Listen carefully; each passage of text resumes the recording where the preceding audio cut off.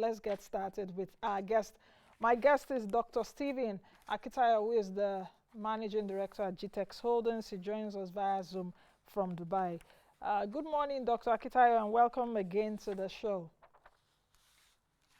Good morning. How are you today? I'm very well. A happy new year to you. I think that should be in order. Yes, Happy New Year. It's going to be a great year. It's going to be a great year. Why did you start on that optimism? Well, I'm an entrepreneur. We're incurable optimist. Uh,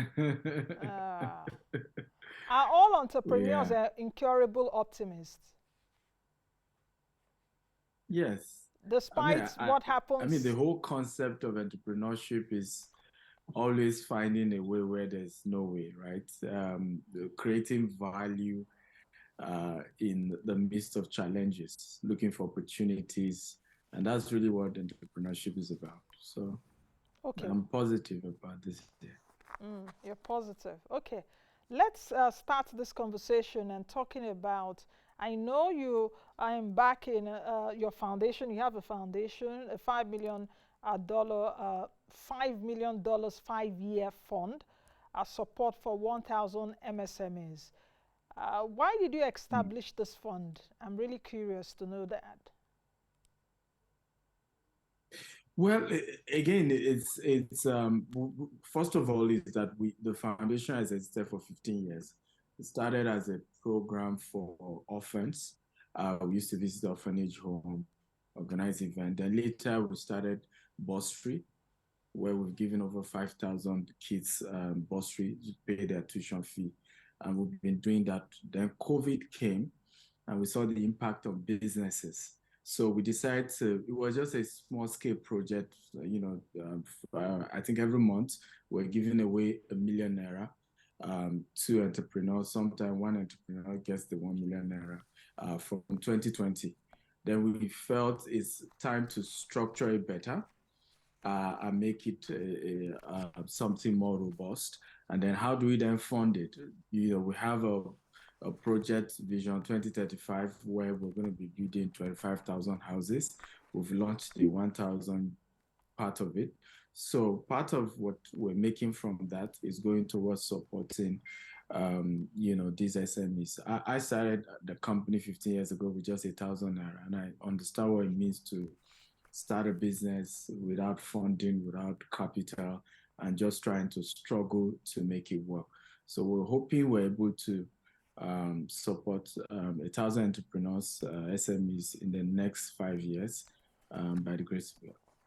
Okay, apart from what you've just said now in terms of, I guess that is how you're raising the money, but are there other avenues where you are raising these funds for this MSME support system? Because $5 million is a lot of money. No, not at all. Personally, a lot of the foundation is funded from my own income. I've authored 35, 37 books, three more on the way. I make money regularly. I coach. So usually friends, money that comes in from my coaching work. Plus, of course, GText itself is a big organization and is able to, put in a portion into this particular program. But we know that over time, funds like this grow and other, organizations come in and begin to support it. Ultimately, what is important is the success rate of the applicants and those that get it. As institutions begin to see how well they are doing, even for us, that's why we decided to do this. One of the winners when we started during COVID, she makes shoes. She's a lady, funny enough, and she got 500,000. Now she has more than 5 staff working with her. She, if I came the first runner up in the Titans reality TV show. We had another one that got ₦1 million. I mean, she used a carrot to kind of do bags and stuff like that. Now she has about 10 staff. So when we saw the success of that, it was, interesting to say we must take this to become something bigger. Of course, a lot of my friends as well are coming in to support us, and we're open to as many support, including from you yourself. So we're open to that. Yes. Okay. But initially, myself and the company is the one funding. Okay, I will take a look at that. But before I go on to your to the next question concerning what you're doing, since you've directed it at me, I'm also involved in giving grants. At least I've been doing it now for the past 4 to 5 years to businesses. But I really want to, yes, I really want to ask you this question, which is, do you think that entrepreneurs value grants? Because sometimes when you give businesses grants, some you will just take off. Some see it also as free money. That has also been my experience in the last few years. So I'm sharing experience, from one that does grants to another person that does grants. So how do you, you understand what Yeah, I so mean? Do they what's unique appreciate it? about Because this it's also one coming is from my that pocket. the top 50 are being added to what we call the Steve Akintayo University. The Steve Akintayo University is an online portal where we have over 1,000 courses from Grant Cardone, Robert Kiyosaki, John Maxwell, Brian Tracy, myself. Different programs that they're able to write tests and even get certificates in. We're also supporting them personally. Some of them who don't have maybe office representation, they can use some of our offices. We have 7 offices in Nigeria, 4 outside Nigeria as well. So we're not just supporting them with cash. Cash is just a part of it. There's a lot of, acceleration, mentorship. It's more like an apprentice program where we're really holding. And I think that's also what's a bit unique about it, because you can just give them money. And like you said, true, they disappear off. They disappear. You may not see many of them. And some have mastered how to write the best pitch, the best proposal, and in reality, many of us didn't even have a business plan when we started our business, and it still worked. Yeah. And sometimes some of these people with, fantastic business plan, and none of it eventually works. So we're making sure it's not just about giving them the grants, it's that there's enough, in fact, on Friday, they're going to be pitching the top 10 finalists we have there for this month. So every month we're picking people in different sectors. So the January is agriculture. The 10 finalists will be pitching on Instagram Live.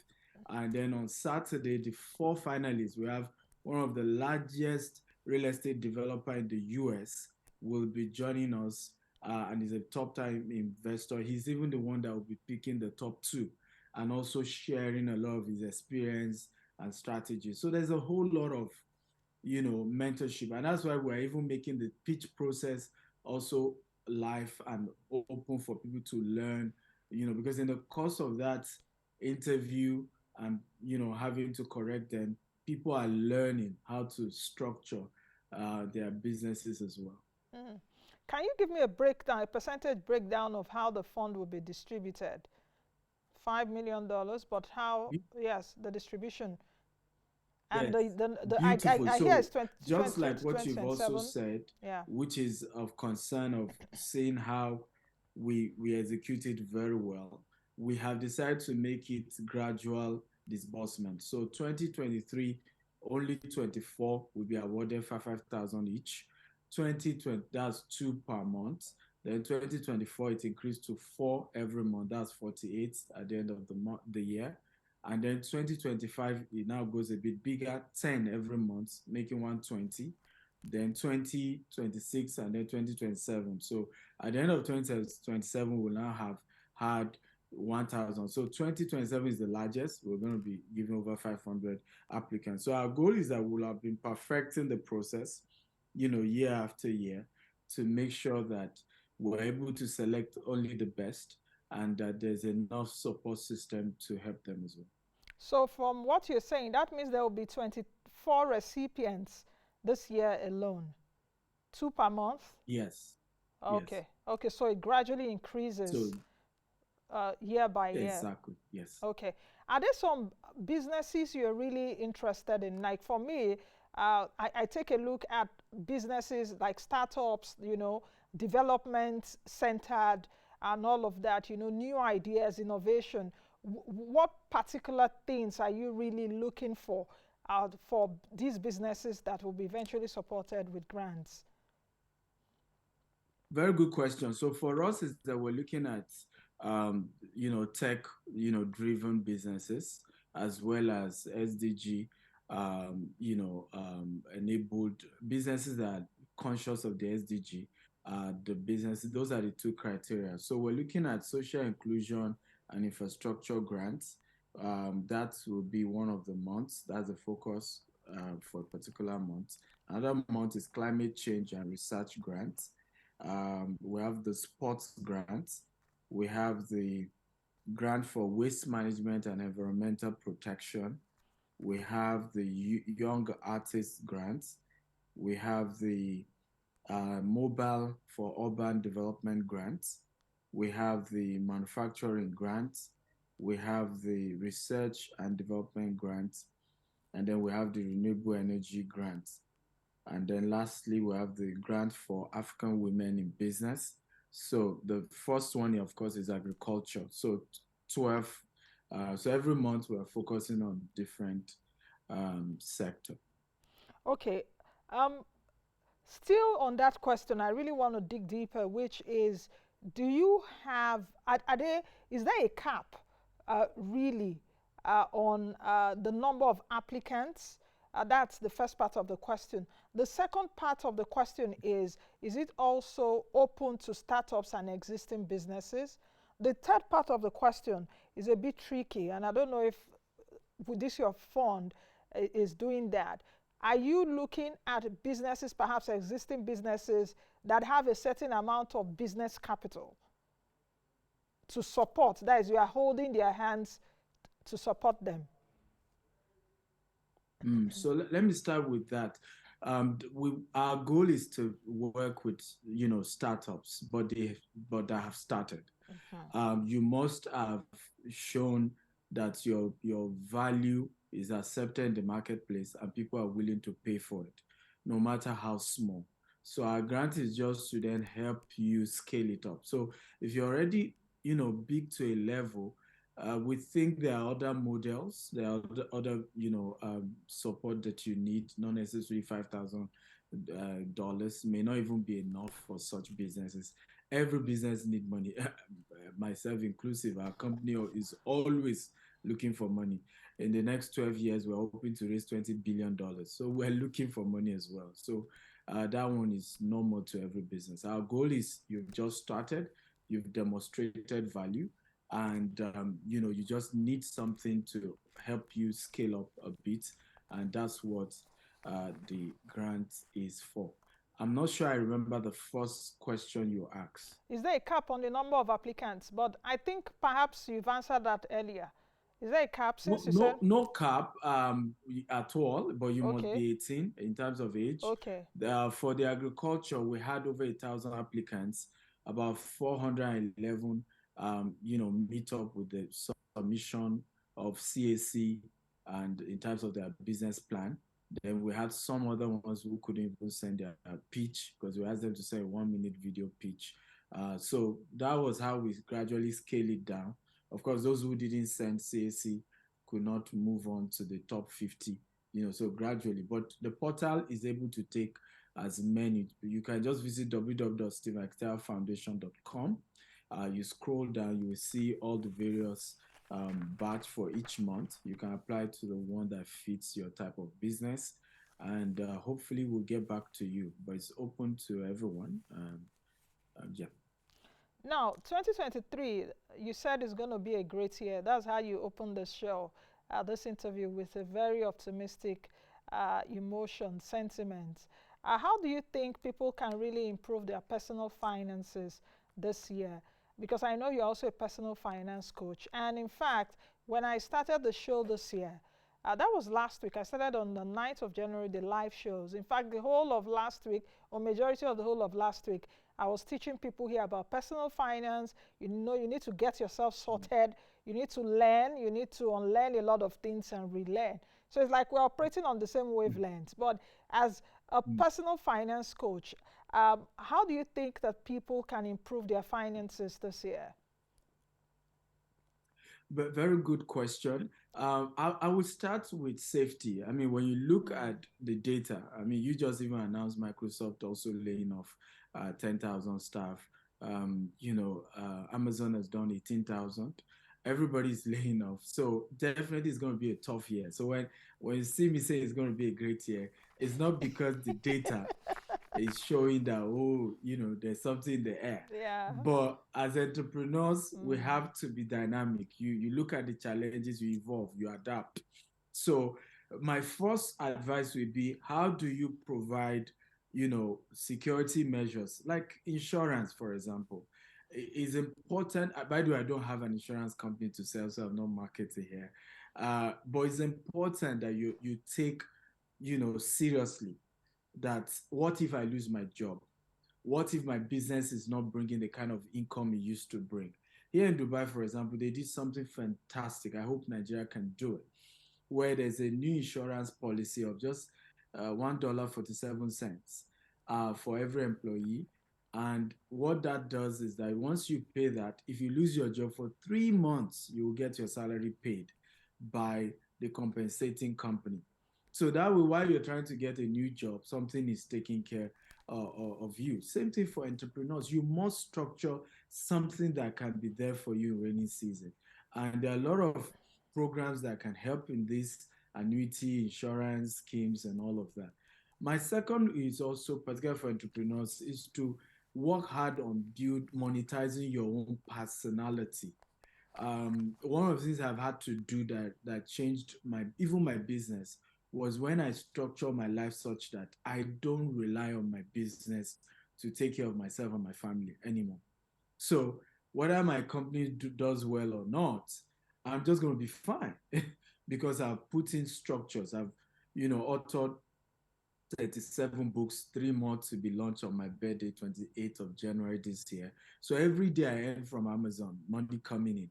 I've monetized my content, my teachings. I have an online university. People pay $247 a month. And I think we've had almost 10,000 people pass through that. So you need to, as an entrepreneur, begin to say, how do I monetize my success and failure in business? Right? So, because some people need it. Sometimes we just assume that what we've gone through is not important. A lot of people will pay you to understand, what to understand the journey, because smart people don't learn from their own mistakes. They learn from other people's mistakes. So find a way this year.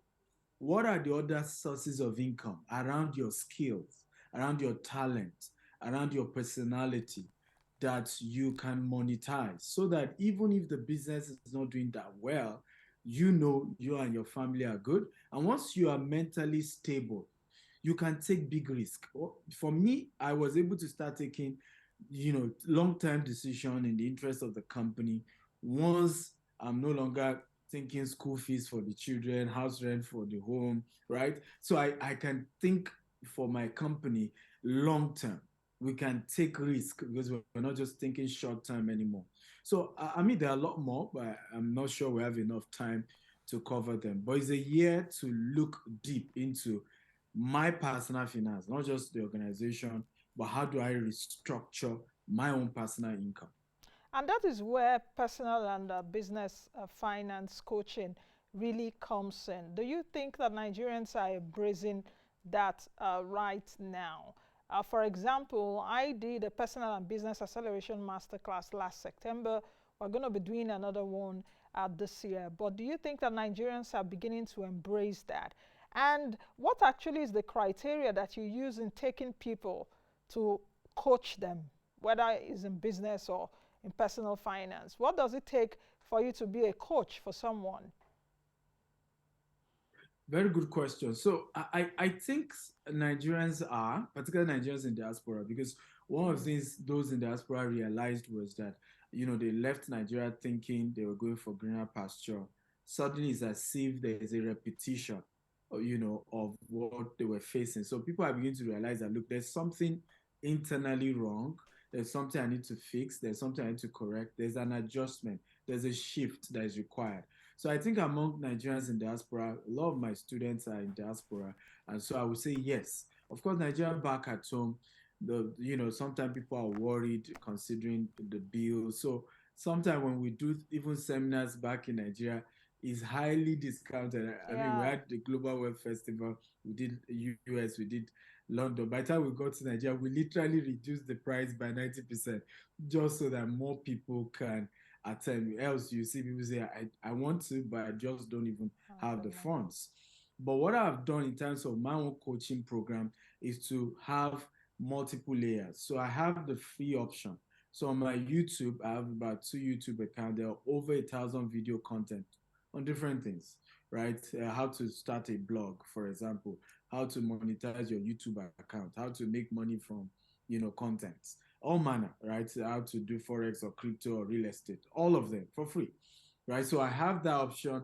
You go to YouTube, you have that free content. So you can't say, I didn't give you anything for free, right? Then if you now can afford it, then you move to our community, which is the Stephen Akintayo University, where in that portal, I now brought in Grant Cardone. They had a special training, Robert Kiyosaki, Brian Tracy, all these great, coach had to come to teach on that platform. So it's all recorded. There's a quiz. There's a certificate per course, and broken down in a way you can assimilate better.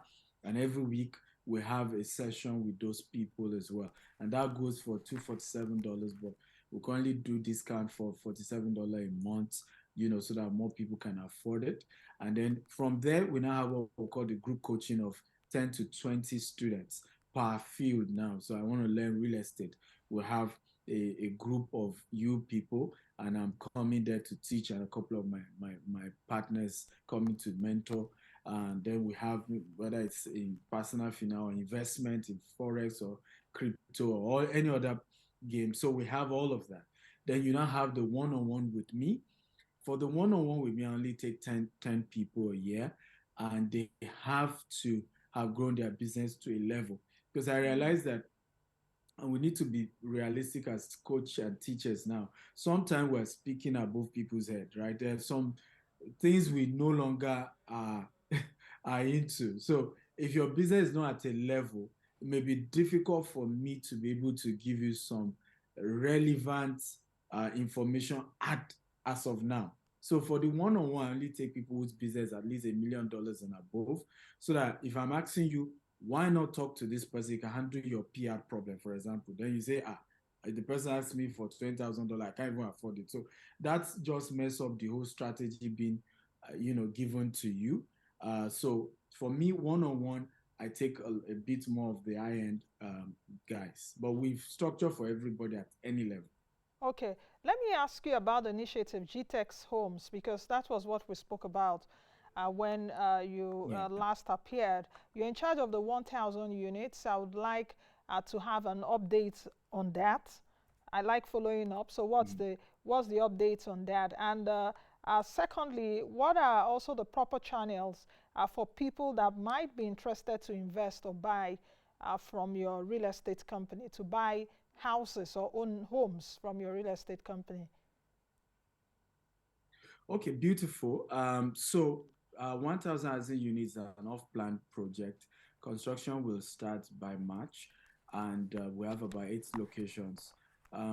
People have started subscribing. In fact, one of the things we're trying to do between now and March is to open offices in those particular places, so that at least we move a sales office on site, and more people want to invest can just go straight to the site and talk to the team on site. What we've done with that project, and I'm excited about it, we hope more people take advantage of it, is that it gives you 3 years to pay for your own house. And you are getting a property where you are, it's very, very well structured, because you are not paying too much in terms of you're using renewable energy. We're not connected to the national grid. We have structured everything in such a way that hopefully people who are living in those estates will be able to have a real quality lifestyle. But again, these things are not easy in terms of affordability. So we hope that people will take advantage of the fact that you have a 3-year period to pay for it. So we look forward to that, and that is going well. For those who are, how do they apply, or how do they go about it? They can always visit www.gtexthomes.com or just Google our company name. They could see our offices.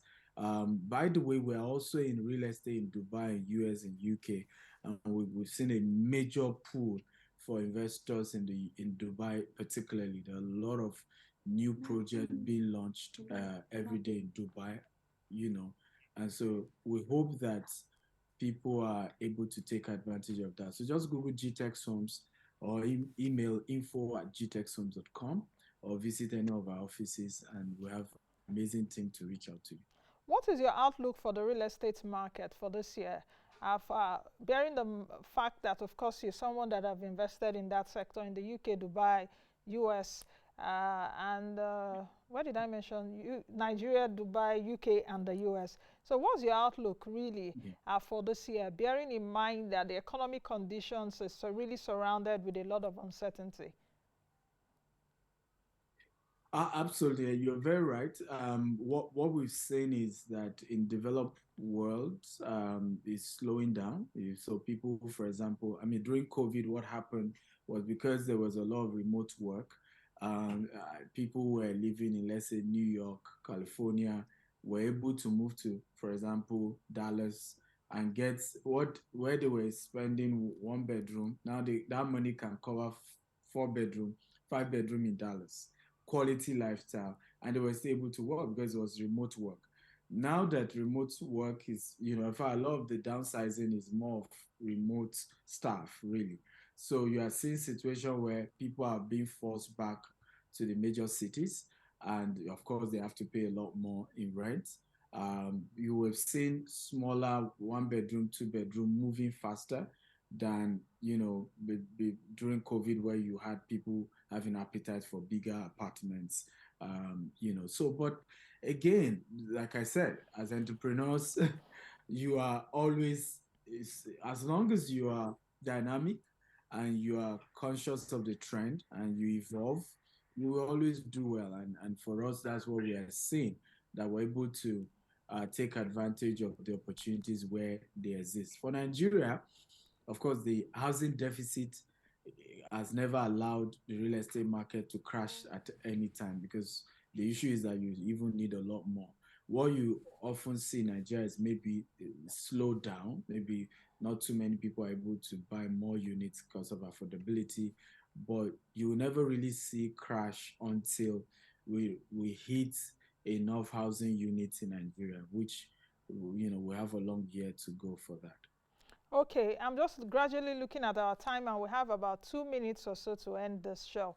So let me ask you, what is your advice for employees, the 9 to 5ers, as well as advice to entrepreneurs, those that own their businesses? That's the A part of the question. The B part of the question is that we just have a few more days to the elections.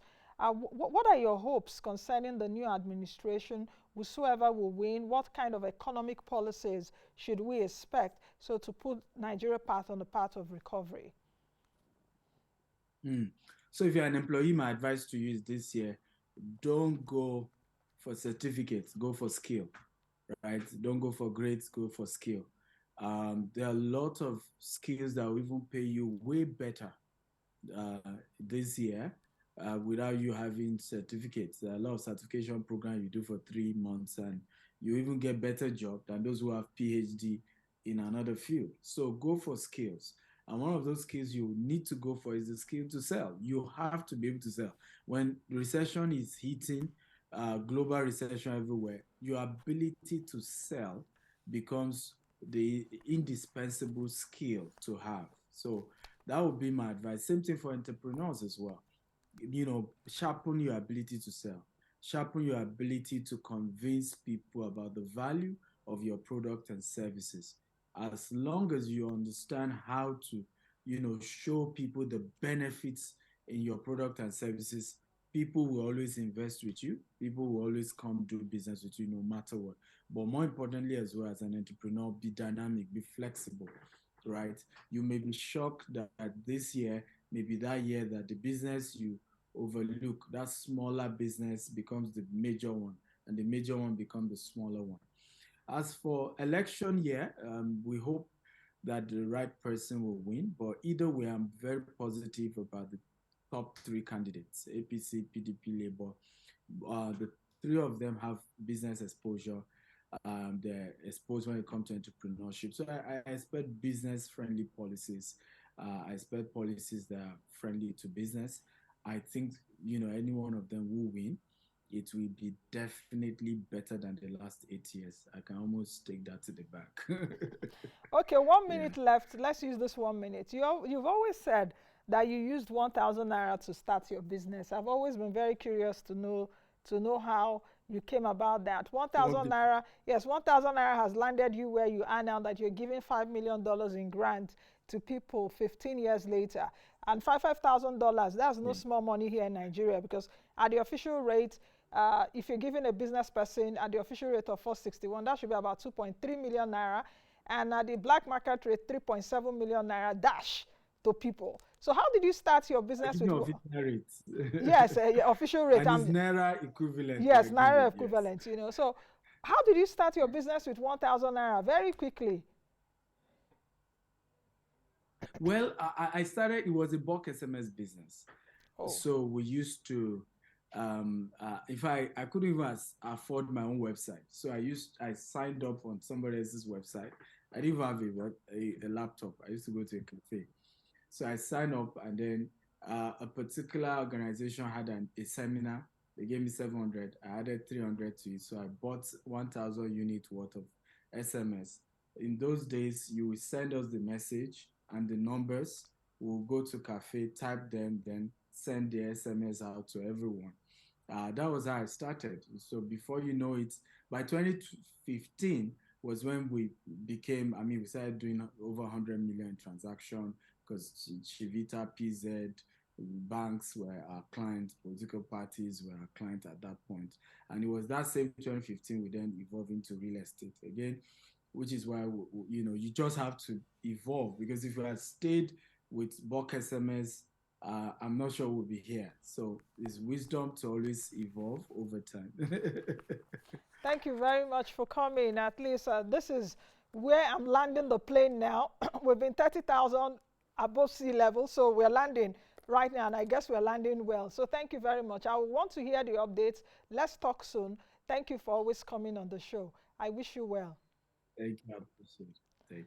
All right, I've been speaking with Dr. Stephen Akintayo, who is the managing director at GText Homes and GText Holdings. You've heard it from him, so if you're interested, you've got to check out their website at gtexthome.com. That's the much we can take on today's edition of the program. Please join us again tomorrow. Be the best you can be and be the change that you want to see. I am Nancy Naji. Bye now.